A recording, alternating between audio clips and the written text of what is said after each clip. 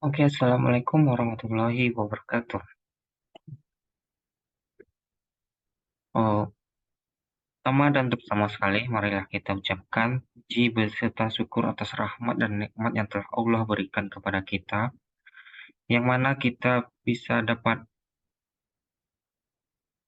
hadir atau dapat melaksanakan mengerjakan ujian pertengahan semester ini UTS dengan mata kuliah audit IT. Jadi di sini saya akan menjelaskan apa yang dimaksud dengan auditing, asistensi, dan pengenalan internal. Oh, sebelum saya masuk materi, saya akan memperkenalkan diri. Perkenalkan, nama saya Iksa Mahendra dengan nomor NIM 20552101029, jurusan Teknik Informatika.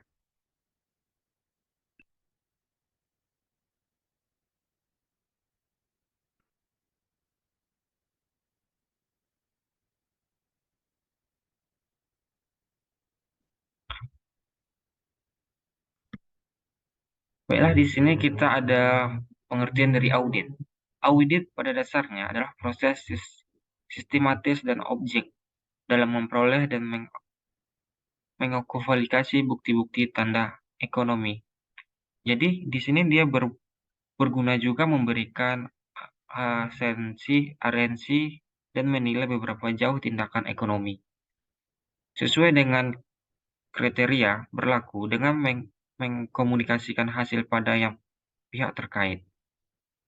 Jadi di sini audit itu maksudnya adalah proses sistematis dengan mempunyai objek yang memperoleh suatu revaluasi, bukti-bukti tindakan ekonomi. Nah, jadi itulah pengertian dari audit. Jadi di pengertian audit ini terbagi juga 3 tahap yang digambarkan sebagai berikut. Yang pertama itu ada tahap perancangan audit, yang kedua itu ada tahap uji pengendalian, dan yang terakhir adalah tahap uji substansif. Jadi di sini maksudnya adalah audit terbagi ke 3 tahap. Jadi sebelum kita mengenal audit IT, tahap pertama itu adalah perancangan. Jadi suatu konsep atau suatu bahan harus kita rancang terlebih dahulu. Setelah kita merancang, maka rancangan kita itu harus perlu uji pengendalian. Jadi rancangan itu agar paten, agar bagus, kita harus uji pengendalian. Nah, itu berkesinambungan hingga sampai substansi. Jadi di sini pun ada risiko dari audit. Bahwasanya audit ini adalah memberikan pendapat yang wajar atas laporan keuangan. Dalam audit keuangan, tujuan audit auditor adalah untuk minimalkan risiko audit dengan melakukan berbagai ujian serta ujian substansif. Jadi di sini risiko audit itu bermacam-macam, tergantung audit apa yang dikelola. Nah, jadi dalam risiko audit kita hanya bisa dapat memperkecil risiko, dan risiko itu tidak bisa dihilangkan, pasti ada. Oke, next.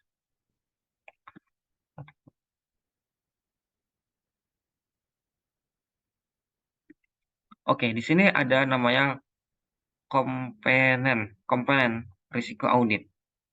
Jadi, risiko itu ada terbagi 3 golongan. Pertama, risiko intern, berhubungan dengan berbagai karakteristik auditor, bersifat tidak bisa mengurangi risiko tersebut. Nah, jadi yang mana tadi, risiko itu tidak dapat dikurangin. Berikutnya di sini ada pengendalian untuk mencegah dan mendeteksi kesalahan dalam berbagai akun. Jadi, komponen risiko audit kita juga dapat mengendalikan dan mencegah. masalahnya, risikonya. Yang ketiga itu adalah risiko detektif untuk mencegah auditor menetapkan risiko detektif yang dirancang dan mempengaruhi terhadap uji tingkat substantif yang akan dilakukan. Oke, next. Di sini ada tujuan audit. Jadi audit itu bersifat objektif, mendesain produser, dan mengumpulkan bukti yang mendukung atau menolak penilaian manajemen. Jadi tujuan audit di sini maksudnya itu adalah dia bisa bersifat menciptakan, mendesain, memproduksi, dan dia juga bisa mengumpulkan dokumen dan menolak penilaian. Jadi audit ini bisa dikatakan seperti detektif. Nah, jadi yang mana detektif ini kan dia bisa mengumpulkan, mencari bukti, mendesain atau prosedur dan hingga bisa menilai apakah yang dimaksud tujuan dari audit itu. Jadi di sini ada manajemen audit terdiri dari 5. Yang pertama itu adalah keberadaan atau keterjadian. Yang kedua adalah kelengkapan. Yang ketiga adalah hak dan kewajiban. Yang keempat, valuasi atau alokasi. Yang kelima itulah penyajian dan pengungkapan. Jadi di sini manajemen audit itu terbagi 5, yang mana kelima-lima ini itu adalah berhubungan, saling berkontribusi. Jadi misalnya, di sini ada suatu penilaian suatu manajemen. Jadi penilaian itu adalah saling, apa namanya? Jadi saling evaluasi, akumulasi. Jadi kalau tidak ada evaluasi atau akumulasi, maka manajemen audit itu bisa, nilainya tidak bagus. Begitu pula penyajian. Penyajian itu harus ada, yang mana suatu tujuan audit, jika penyajian tidak ada, itu percuma. Untuk apa kita melakukan seperti kelengkapan, hak, kewajiban, evaluasi. Jadi output atau apa namanya? Istilahnya penyelesaian akhirnya itu harus ada penyajian atau pengungkapan dan agar kita bisa menyimpulkan dan menilai manajemen tersebut. Di sini ada namanya jenis audit. Jadi jenis audit ini yang pertama itu audit internal. Audit internal ini adalah fungsi penilaian independen yang dibentuk dalam perusahaan untuk mempelajari dan mengevaluasi berbagai aktivitas sebagai layanan bagi perusahaan. Jadi audit independen ini maksudnya adalah seperti audit yang bekerja untuk bagian dalam.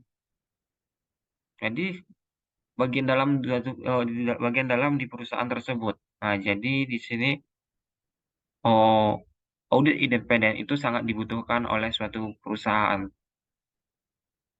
yang mana lembaga audit internalnya ini adalah Institute of Internal Auditor. Itu yang itu adalah sebagai sertifikasi audit internal yang diatur oleh lembaga audit internal. Oke, next. Nah, di sini yang kedua itu adalah audit teknologi informasi atau TI.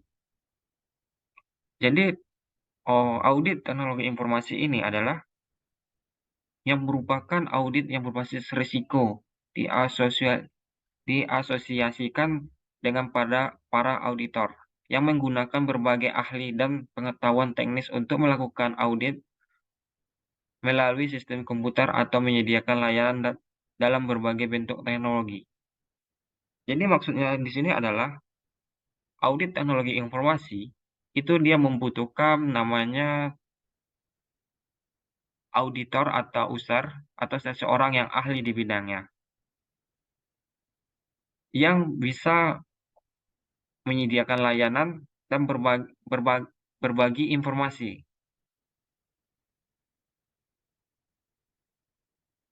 Jadi, seorang auditor atau auditor di bidang informasi, teknologi informasi, dia itu harus kompeten. Yang mana maksudnya suatu audit teknologi informasi atau seseorang itu dia harus memiliki sertifikat lisensi dia. Jadi di sini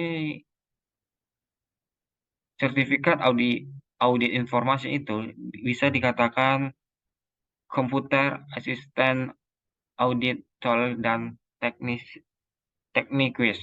Jadi singkatan dari itu adalah CAATT. Nah, jadi itulah pengertian dari audit teknologi informasi. Yang kemudian ada audit penipuan.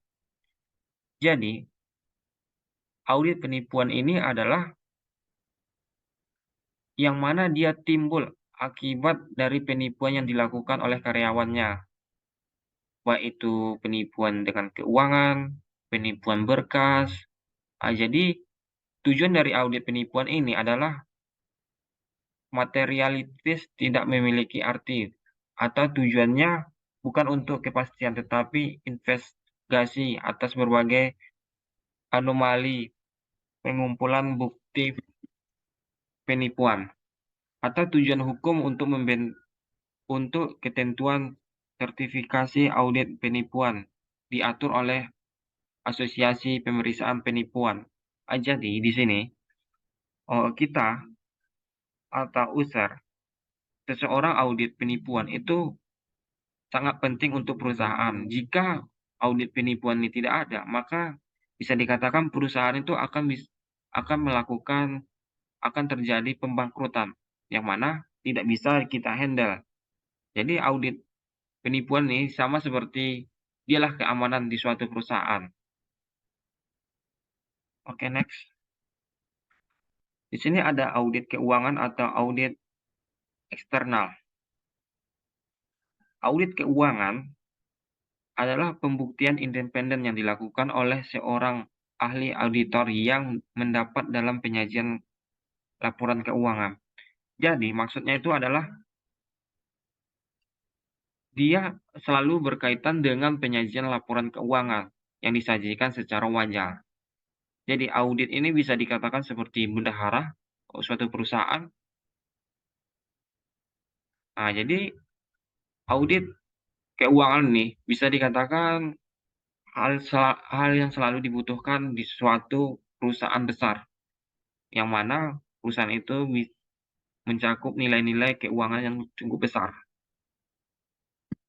Oke, next. Di sini ada jasa asuransi. Merupakan layanan profesional yang didesain untuk meningkatkan kualitas informasi secara keuangan maupun secara non-keuangan digunakan oleh para pengambil keputusan. Jadi, maksudnya di sini adalah jasa asuransi itu meningkatkan kualitas informasi untuk meningkatkan kualitas informasi yang dimana secara apa namanya maksudnya secara keuangan ataupun non keuangan itu sangat digunakan, yang mana digunakan ini sangat penting bagi perusahaan.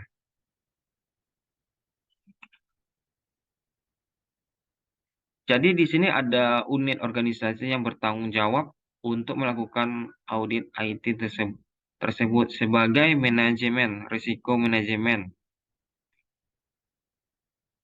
Jadi selain menjadi risiko manajemen atau risiko sistem informasi, ada juga namanya manajemen risiko sistem operasi.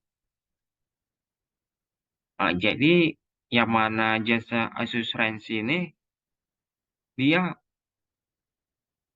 ada manajemen atau auditor untuk menanggulangi risiko sistem informasi, dan juga ada yang bagian di operasional. Oke, next. Di sini juga ada jasa atensasi atau perjanjian di mana seorang praktisi yang dikontrak untuk mengeluarkan atau telah mengeluarkan sebuah komunikasi tertulis yang menyatakan suatu kesimpulan mengenai keadaan sebuah penilaian tersebut tertulis yang merupakan tanggung jawab pihak lainnya. Jadi, atesta, atestasi, jasa atestasi ini mempunyai syarat. Salah satu syaratnya itu ada yang sebagai penilaian penulis atau laporan penulis. Yang kedua itu ada penjelasan dalam penyajiannya. Yang ketiga adalah peningkatan jasa dibatasi pada pemeriksaan pengkajian dan penerapan sebagai prosedur yang telah disepakati sebelumnya. Jadi di sini ada 3 poin cara menjadi atestasi, yang mana yang kita telah sampaikan. Atestasi ini adalah perjanjian di mana seorang praktisi dikontrak untuk mengeluarkan atau mengeluarkan sebuah komunikasi tertulis. Jadi seperti bisa dikatakan perjanjian kontrak, perjanjian dengan apa namanya? Saham, sepakatan saham. Jadi disitulah ada bagian-bagian untuk menulis nilai-nilai laporannya. Next, pengendalian internal. Di sini pengendalian internal, tujuan pengendalian internal mengamankan aktivasi perusahaan, memastikan akurasi dan keandalan berbagai catatan dan informasi akuntansi. Jadi pengendalian internal ini, dia itu mengukur ketaatan dan berbagai kebijakan dan prosedur yang ditetapkan oleh pihak manajemen. Jadi dia juga menyebarluaskan efisiensi dalam pengoperasian perusahaan. Jadi itulah salah satu tujuan dari pengendalian internal. Jadi pengendalian internal itu mempunyai risiko juga, yang mana potensi ancaman yang dapat membahayakan pengguna atau lain berbagai aktivitas perusahaan adalah exposure. Maksudnya exposure-nya tidak bersentuhan kelemahan pengendalian. Kelemahan pengendalian dapat menyebabkan kehancuran keaktivasi, seperti pencurian aktivasi korupsi, informasi, atau gangguan sistem informasi yang lain. Di sini juga ada modul pengendalian PDC. Itu terbagi sebagai 3 bagian, yang mana pertama, pengendalian preventif. Ini adalah teknik fasis yang didesain untuk mengurangi frekuensi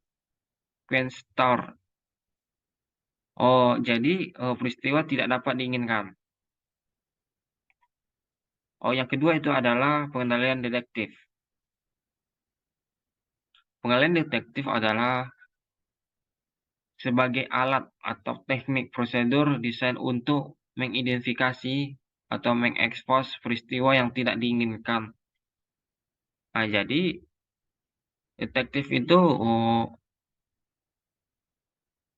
sangat dipentingkan juga, sangat diperlukan juga suatu perusahaan. Begitu juga dengan pengendalian korektif. Jadi pengendalian korektif adalah mengidentifikasi sebagai peristiwa yang tidak diinginkan menjadi perhatian ke masalah tersebut. Jadi maksudnya pengendalian PDC ini adalah pengendalian mengurangi frekuensi terjadinya peristiwa dan mengidentifikasi, mengekspos peristiwa yang kemudian mengidentifikasi berbagai peristiwa yang tidak diinginkan. Oh, jadi di sini ada pertanyaan untuk materi pertama untuk teman-teman yang telah mau mendengar atau penjelasan materi yang pertama. Di sini saya bertanya, itu apa sih manfaat dari auditing untuk dunia kerja dan manfaat untuk mahasiswa? Yang pertanyaan kedua itu ada tiga komponen risiko audit. Jadi coba saudara jelaskan cara mengurangi dampak risiko tersebut. Oh, jadi sekian dari saya ucapkan terima kasih. Jadi di sini kita ada materi ketiga, maksudnya materi pertemuan kedua. Di sini dia berjudul Teknik Pengoperasian Komputer pada Audit IT. Jadi langsung saja kita ke materi. Di sini ada namanya audit sistem informasi. Jadi audit sistem informasi ini adalah suatu proses pengumpulan dan pengevaluasian bukti-bukti yang dilakukan oleh pihak independen dan kompeten untuk mengetahui apakah suatu sistem informasi dan apa namanya sumber daya terkait agar berjalan lebih mulus dan lebih kompeten. Nah, itu makanya harus mempunyai pihak-pihak yang independen, yang ahli di bidangnya. Oh, jadi di sini ada beberapa aspek yang diperiksa pada audit sistem informasi, yakni secara keseluruhan itu ada namanya efektivitas, efisiensi, eva, availability, reliability, konferensi, confidentiality, dan integrity. Dan juga ada di sini aspek security, pengamanan, atau atas prosedur modifikasi program. Audit atas terdiri data dan data file. Jadi suatu audit atau seseorang yang audit informasi, sistem informasi, dia harus mempunyai lisensi, yang mana lisensi ini adalah standar yang digunakan dalam mengaudit sistem informasi yang diterbitkan oleh ISICI atau disebut juga ISICI IS Auditing Standard. Oke, next. Jadi pengoperasian komputer menurut audit IT itu dia ada beberapa poin. Yang mana yang pertama adalah sebagai melindungi aset. Yang kedua menjaga integritas dan ketersediaan sistem dan data. Yang ketiga itu menyediakan informasi yang relevan, yang handal. Nah, yang keempat itu mencapai tujuan organisasi yang efektif. Yang kelima menggunakan sumber daya yang efisien. Jadi, yang kelima ini itu sangat dibutuhkan. Mungkin kita juga sudah memahami apa yang dimaksud di poin 5 ini. Nah, jadi yang ini itu tidak bisa dipisahkan. Jika salah satu dipisahkan, maka akan terbukti audit seorang audit informasi, sistem informasi, dia tidak akan bisa dikatakan kompeten jika di salah satu poin 5 ini tidak ada dia miliki. Oke, next. Di sini ada tujuan dan lingkup audit. Jadi yang pertama itu konfirmasi atau kesesuaian.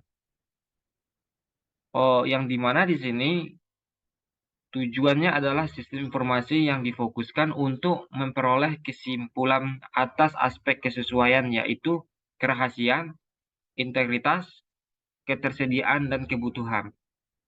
Poin kedua itu ada namanya kinerja atau performansi. Performansi. Pada kelompok ini, itu bertujuan sebagai audit sistem informasi yang difokuskan untuk memperoleh kesimpulan atas aspek kinerja. Yang mana kinerja itu harus efektivitas, efisiensi, dan handal. Oke, next. Di sini ada 4 jenis auditor yang dilibatkan dan menyelenggarakan audit yang di-list tadi. Jadi, internal audit adalah karyawan perusahaan yang pada umumnya melaksanakan kompetensi operasional,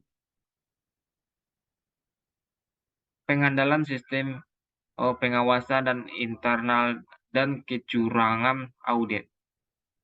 Itu namanya disebut juga internal audit. Yang kedua itu adalah external audit. Jadi external audit ini secara khusus itu tujuannya melaksanakan audit keuangan. Berbagai macam audit keuangan nih. Internal audit dibantu oleh internal auditor. Akan tetapi auditor eksternal yang bertanggung jawab untuk menegaskan kewajaran laporan keuangan.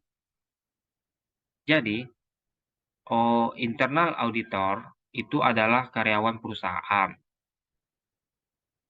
yang mana memiliki kualitas kompeten operasionalnya.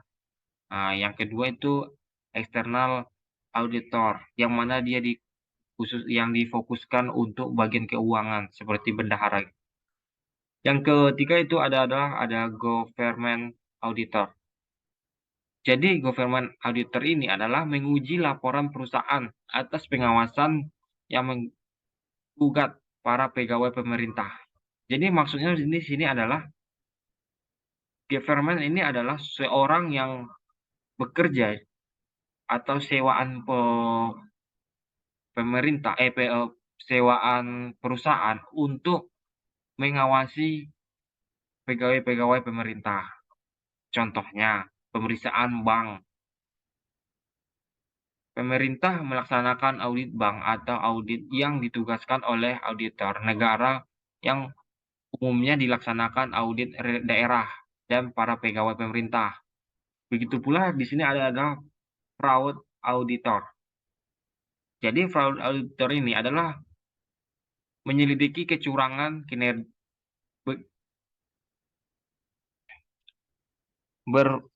bekerja secara tertutup dan internal auditor pengacara font. Jadi di sini itu dia sebagai penyelidik fraud. Fraud auditor itu seperti detektif, bisa dikatakan detektif. Jadi contohnya itu kesatuan FBI. Dia menyelidik kecurangan perusahaan besar angkutan publik, IRS, perusahaan asuransi.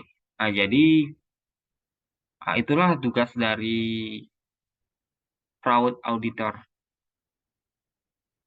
Sebagai yang mana dia sebagai detektif atau kesatuan. Oke, next. Di sini juga ada jenis audit. Yang pertama itu adalah operasional audit. Jadi operasional audit ini digunakan untuk melaksanakan tugas yang meliputi kesesuaian praktik dan prosedur yang mengatur. Yang poin kedua itu adalah compliance audit. Jadi compliance audit ini adalah cakupan undang-undang mengatur pemerintah, mengendalikan dan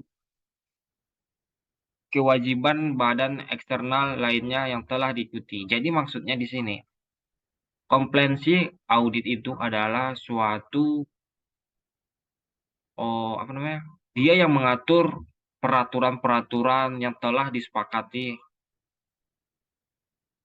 Yang poin berikutnya itu adalah project management dan change control audit. Jadi ini dikenal sebagai suatu pengembangan sistem audit yang mana berkontraksi oleh efisiensi dan aktivitas pada berbagai tahap pengembangan sistem siklus kehidupan yang sedang diselenggarakan. Yang poin terakhir, di sini ada internal control audit. Berkontraksi pada evaluasi struktur pengendalian internal. Maaf tadi berarti bukan yang terakhir, masih ada poin berikutnya, ada financial audit. Financial audit ini berkontraksi pada kewajaran laporan keuangan yang menunjukkan posisi keuangan, menunjukkan maksudnya aliran kas dan hasil kinerja perusahaan.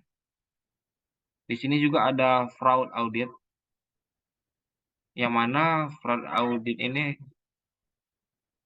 mengumpulkan bukti untuk menentukan apakah yang sedang terjadi dan telah terjadi dan akan terjadi kecurangan.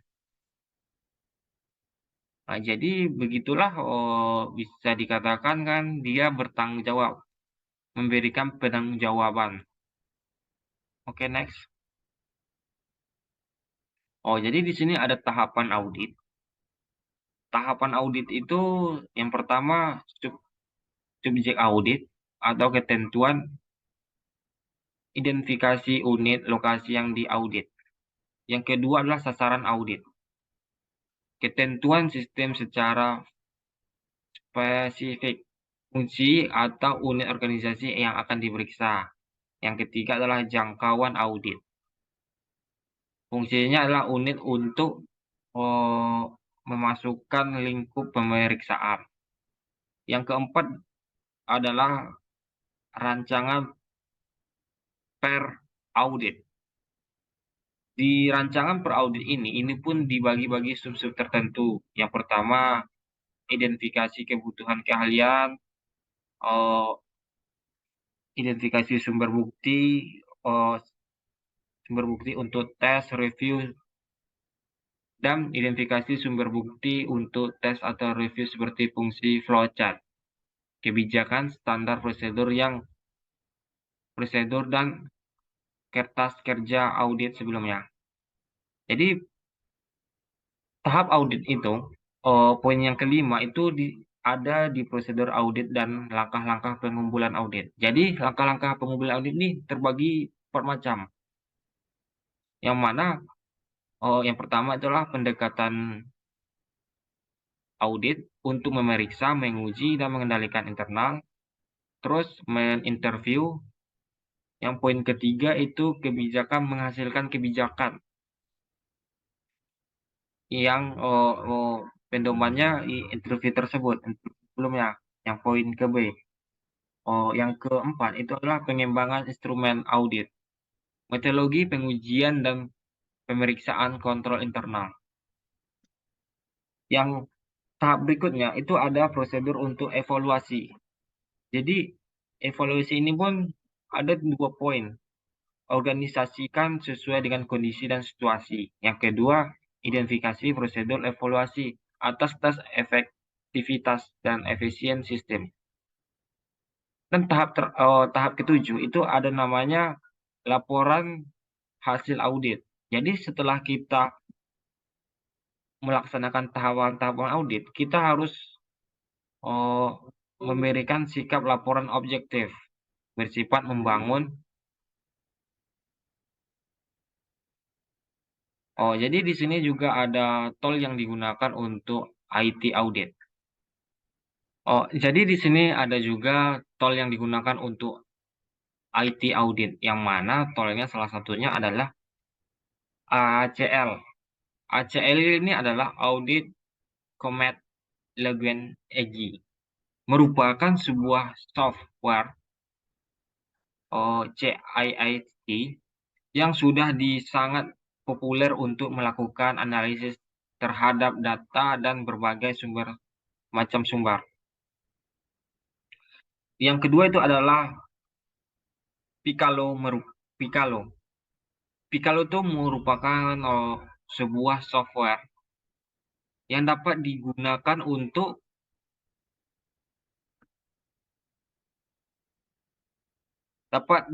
untuk menganalisasi data dari berbagai macam sumber. Yang poin berikutnya adalah PowerTech Competency.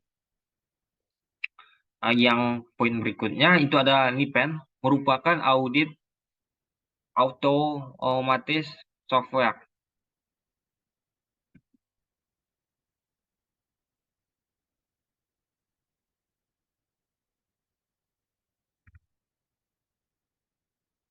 Jadi maaf tadi ada gangguan. Jadi Nipper itu merupakan audit otomatis software yang dapat digunakan untuk mengaudit dan benchmark atau konfigurasi sebuah router. Yang kemudian ada Nessus. Nessus merupakan sebuah vulnerability assessment software. Dan poin yang ke berapa nih? Yang berikutnya Netasploit atau Framework merupakan sebuah penetration testing tool. Di sini juga ada NMIP yang mana merupakan open source utility untuk melakukan security auditing. Yang terakhir, di sini ada namanya Wireshead, merupakan network utility yang dapat diperlukan. Nah, jadi itulah tool-tool yang digunakan seorang audit IT. Next, di sini kita juga ada pertanyaan untuk materi kedua, yang mana pertanyaan pertama, bagaimanakah menganalisis dalam mengerjakan tool ICL? Yang pertanyaan kedua untuk saudara-saudara atau teman-teman, itu apa yang dimaksud internal control audit dan bagaimana mengoperasikannya? Oke, untuk melanjutkan pertemuan berikutnya, di sini kan ada materi yang pertemuan ketiga, yang mana pertemuan ketiga ini kita membahas sistem pengolahan data. Next. Jadi di sini sistem pengolahan data, sebelum kita mengenal pengolahan dan data itu apa, lebih baiknya kita dulu mengenal data. Data itu adalah suatu gambaran fakta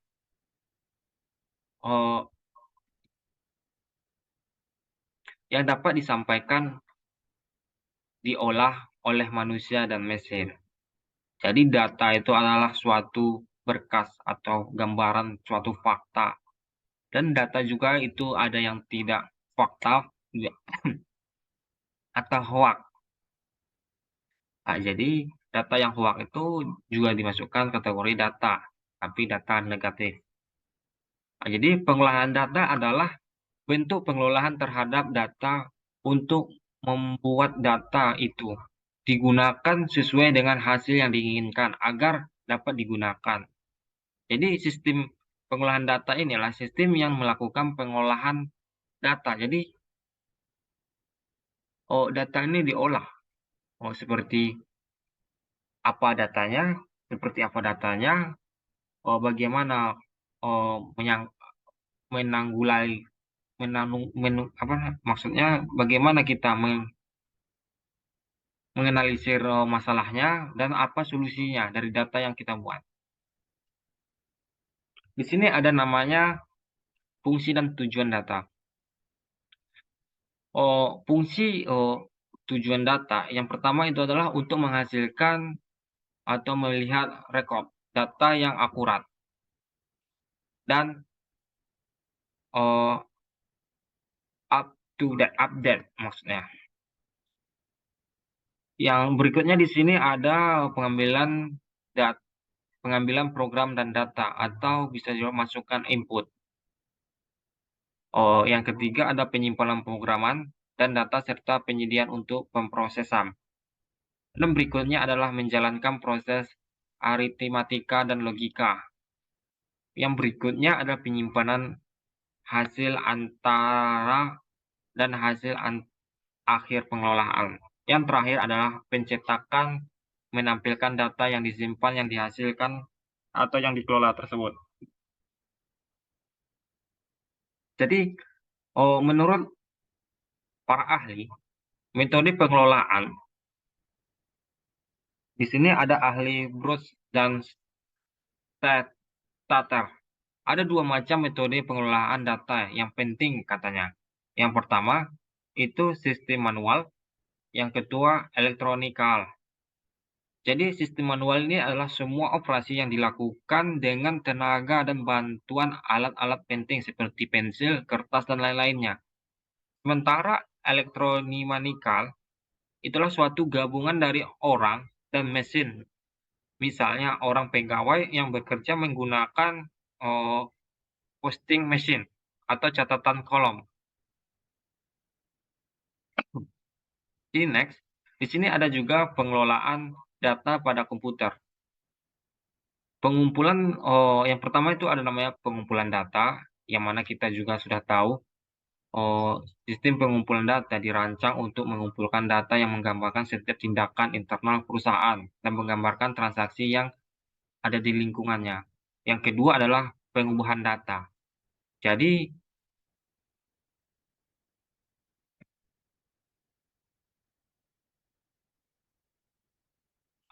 di sini ada juga namanya pengubahan data. Kemudian setelah kita mengubah data, ada penyimpanan data.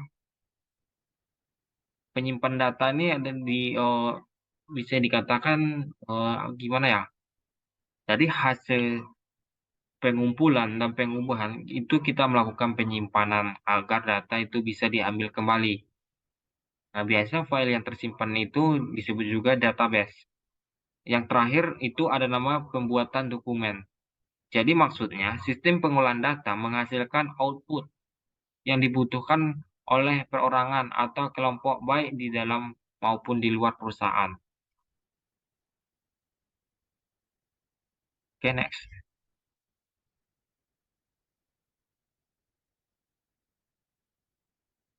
Oke, di sini ada sifat pengolahan data.